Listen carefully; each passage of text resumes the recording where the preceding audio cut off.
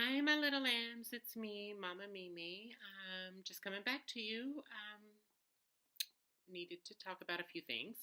So today is Friday, March 15th, and I started making a video for you last Thursday, which was March 7th. However, in the middle of making that Get Ready With Me video and everything, I got a phone call from my doctor that said I needed to get to the emergency room right away. So let's go back a little bit and just refresh about my previous video so that way we're still caught up on what's happened. So, you know, back a few months ago, I made a video and I was talking about how I was getting this discharge from my breast. However, when I went to my endocrinologist in November, he told me that it was lactation and everything, and he did cultures and stuff just to make sure. Well, a month later, I didn't hear anything from him, so I had an appointment with my primary provider, and she looked at the lab results and she was like, "Did your doctor talk to you about this?" And I was like, "No, why?" And it turns out it wasn't lactation. I was not producing breast milk. I had a bacterial infection in my breast. And so she gave me an antibiotic shot and then put me on some oral antibiotics. So cleared up, went away, or so I thought. And then about a week and a half ago, 2 weeks ago, um, I got this real hard area in this behind the nipple area in the breast, and so I pressed on it to express it, and same discharge. So I go back to the doctor, and he does cultures and everything. And mind you, this time it's worse than it was the first time. That first time I expressed it, I got probably a half a cup of fluid out, and that kind of concerned me. So, like I said, I went back to my doctor. He did cultures and everything, and that was on a Tuesday. And so Thursday, when I was getting ready for work and I was doing a Get Ready With Me video for you, he calls and tells me that I need to get to an emergency room right away because it is a bacterial infection, and with that much of it in my body, we had to get it out. So his biggest concern was the fact that I have breast implants, and so he had spoke with a plastic surgeon and everything, and she was the one who advised him to get me to an emergency room to have it surgically drained, because if it made it to my implant, then we would have a whole nother issue um, regarding this infection. And so I go to an emergency room. I sit there for 13 hours. They do a CT scan, they do ultrasound, and prescribe me some antibiotics. Mind you, I was referred to this hospital because they have a plastics department. So that way there was somebody who knew how to deal with this in the event it needed to be opened up, because they've got the plastic surgeons and everything, so they were supposed to surgically drain it. Well, they didn't. I never saw anybody from the plastic surgery department. I just got, like I said, a prescription 13 hours later and was told to either refer back to my physician or their plastics department would notify me within a few days. So, mind you, at this point, it is now Friday morning of the 8th. So, I come home, and this entire time I'm in contact with my doctor. They he requested that they call him to get the lab report and everything from the cultures that he took. They never once wanted his phone number, none of that. So I get back home Friday morning, and at this point, I'm completely exhausted because, like I said, I spent 13 hours in the emergency room um, with no results. And so I get home and I lay down, take a nap. Um, my doctor calls me to find out what had happened because at this point he had already went to bed, so I hadn't talked to him yet. So he got up to get ready for work and everything. So he called me to find out what exactly had happened while I was there. So I explained everything to him and what happened and what didn't happen and things like that. So he told me to just give him a little bit to get to the VA because he's one of my doctors at the VA hospital. And so he would call me once he got to work. So he got to work and he called me a few hours later, and he had talked with the hospitalist and stuff like that, and they recommended I come there to the emergency room. They had already notified the attending in the emergency room there that I was coming, made them aware of everything that was happening. And so I go to the emergency room at the VA, and they immediately took me back, got me in a room, and one of the doctors from the surgery department come down. And after they had did some more blood work and stuff like that, like I said, this doctor came down and I showed him what was going on with it. So he comes back in the room with this huge needle. And he was like, okay, so we're going to aspirate it. So what he did is he just took that needle and went into the side of my breast behind or into that pocket that we could tell was there because of the imaging and stuff that had been done. And he drew out 80 cc's of infection. And I will try to insert a picture that I took of what he drew out when I edit this video here in a few minutes. But he, like I said, he took out 80 cc's worth of infection, and he was like, okay, I think we're good. And he went off about his business. Well, the attending for the emergency room came back, and he was like, I've looked at everything, and I've talked to this person, and this person, and I'm admitting you right now. So I got admitted into the hospital that night. And so come Saturday morning, people were in and out of my room and everything. Monday morning, I ended up having surgery. The chief of surgery at the VA that I went to is the one who performed my surgery. And what she did is she made an incision around the areola of my nipple and then went in, cleaned everything out, and apparently there was some tissue that wasn't supposed to be there. And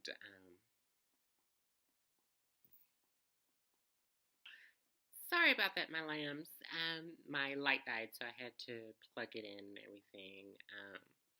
So like I was saying, so while she was in there surgically draining the infection and everything, they found a mass of tissue that didn't look like it was supposed to be there. So they called in the pathologist, showed the pathologist what was going on, and took samples of it for testing. Thankfully, it came back benign, so it wasn't cancerous or anything like that. So they finished the procedure. I got back to my room, and then I was all bandaged up and everything, so I couldn't really see what they had done.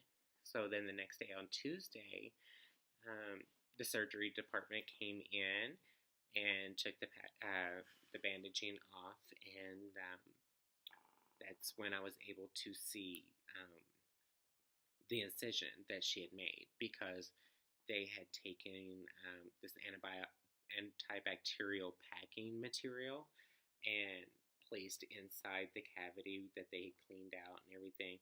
So they had to remove that and then place in new packing, which was supposed to be done every single day.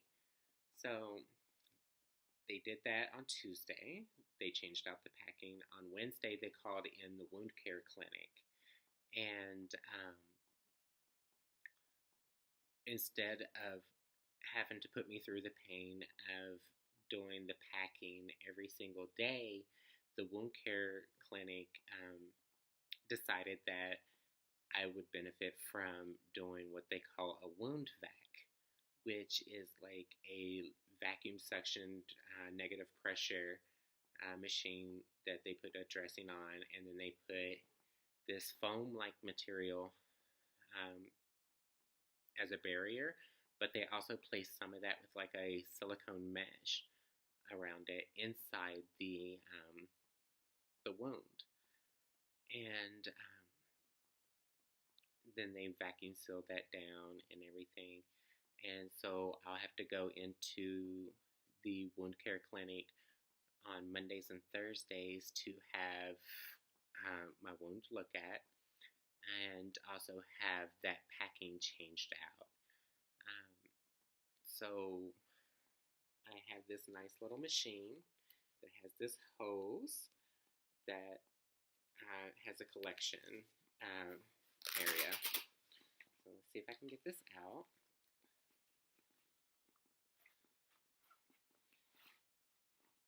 So here's the machine, and here's the collection container. And you can see that there is some in there, but that white package that you see there, that is a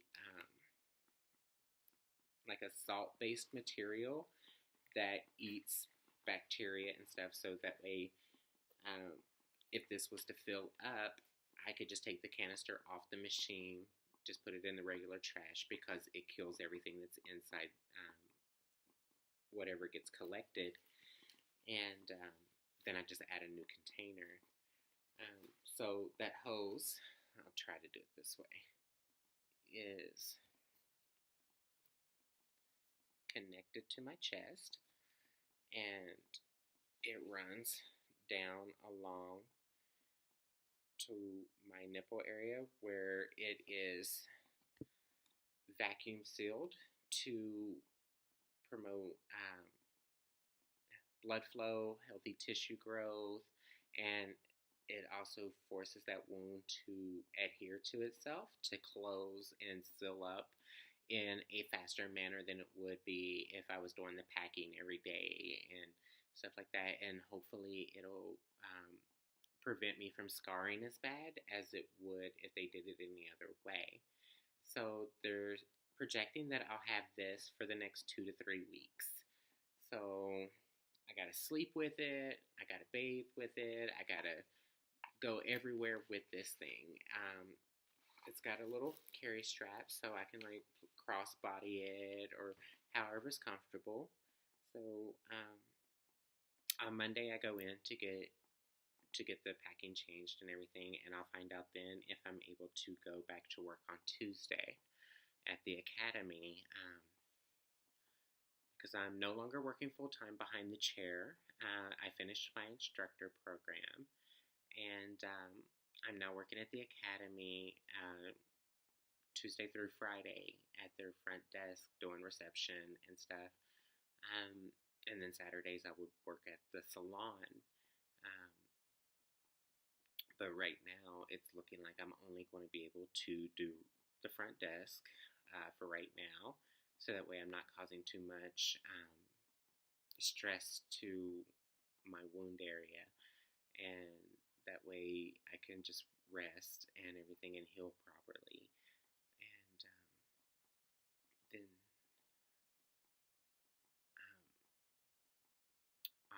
Monday, March 25th at 9 a.m., I go and take my state board written test for my instructor license to be a cosmetology instructor.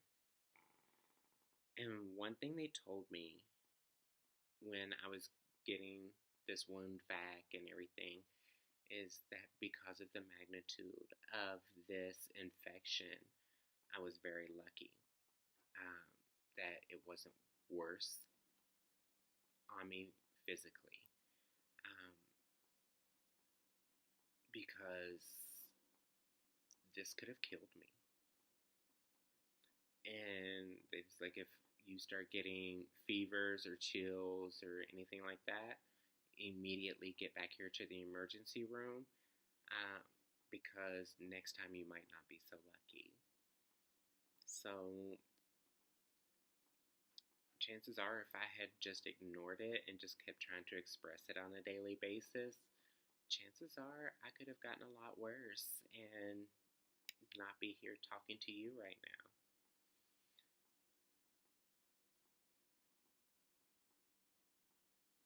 It makes you do a lot of thinking when someone tells you that you could have died over something in your breast that you had no control over. Nothing. It wasn't anything that I did or didn't do. It wasn't my implant. It just happened. They're not sure why, because during the surgery they checked my implant. My implant looked fine, because had it not, had the infection got to it, they would have had to take my implant out until I was completely healed, all those kind of things. So thankfully it wasn't that bad. But however, with the amount of infection that was floating around in my body, I could have died. And so it made me do a lot of thinking. And I love doing my vlogs on transitioning. However, I noticed I haven't had that much to talk about lately because I'm 6 years into my transition. And yeah, every day is another step in my transition, but there's nothing really exciting to talk about anymore other than being misgendered or acceptance or stuff like that, because I feel like I've already done videos on all those things. And I work in the beauty industry, and so I'm still going to do transition vlogs, don't get me wrong, but I think I'm going to start doing a lot more makeup videos, reviews, and stuff like that, because like I said, I work in the beauty industry, and I think I want to start doing things like that, talking about passions and stuff. That way I make more videos, that way I have more to bring you, more to offer you. And after this experience, I just want to do everything to the fullest, because like they say, tomorrow is never guaranteed, and without the persistence of my doctor to get this surgically drained, I may not have had a tomorrow. So I say this to you, my loves. Never take your life for granted. Just because we're young or whatever the case may be, you may think you're invincible. We're really not. And I found that out. My students at the academy call me Wonder Woman, because while I was doing my student instructor program, I was still running a salon full time and everything, and they just didn't see how I do all the things that I do on a daily basis. And this has made me realize I need to slow down a little bit, enjoy life instead of just work, and not really stopping to enjoy the things that I do. Yes, I love doing hair, but I wasn't really enjoying my life because it was always work, school, work, school, work, school.